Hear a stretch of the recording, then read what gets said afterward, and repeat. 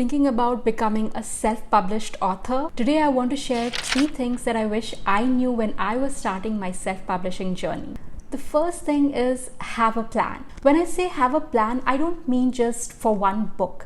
Think long term about where you want to see yourself going. Now, this does not mean that you'll box yourself, because having a plan, a strategy will help you understand what's working, what's not, and when you need to change and pivot. In self-publishing, you are the publisher, and so in that capacity, have a strategy behind your publishing and marketing efforts. It's good to test things, but do them intentionally. While as a writer, it's almost crude to think about your book as a product, but as a publisher, that's what it is, and you have to think about your book as a product and make decisions that will maximize the chances for the product, your book, to be profitable and make sense for your business. It's hard, but that's the bottom line, and you have to think about it. And the sooner you start thinking about it, the better it is for your publishing career. Keep up to date with what's happening in the industry. I can't emphasize it enough, but stay in touch with the industry news. What's going on, what's trending.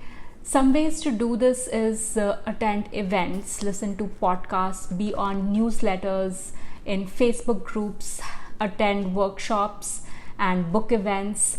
Networking in this industry is hard, but it's important.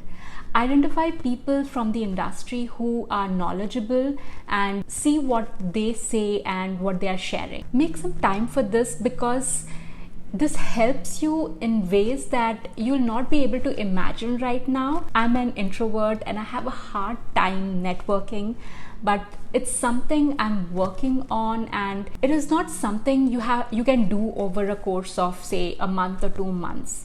You have to be aware of it and actively look for events and opportunities to interact with people from the industry. I haven't published my books through Notion Press, but I am on their newsletter list, and I find it a very good place to get to know about the trends in self-publishing sphere, and it comes very handy.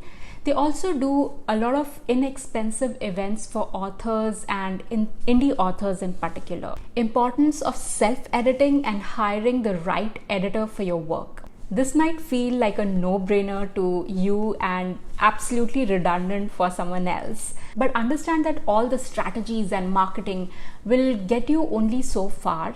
Your book has to be equally good, and it has to go through the grinds of a good edit. I have talked a lot about self-editing on this channel and how important it is, and it stems from the fact that I never self-edited my first book before handing it over to a professional editor, and I wish I had known better to had spent some time self-editing so that the manuscript that I sent to my editor was cleaner, because that would have helped my book so much. It's equally important to know what type of edit your work needs, and it can be different for different books, but it's important to know what you need and then look for an editor, the right editor who can deliver you that. And test a few editors before hiring one so that you can see who is the right fit for you. Watch this video if you want to know more about the different types of edits and how to hire an editor, and I'll see you in the next one.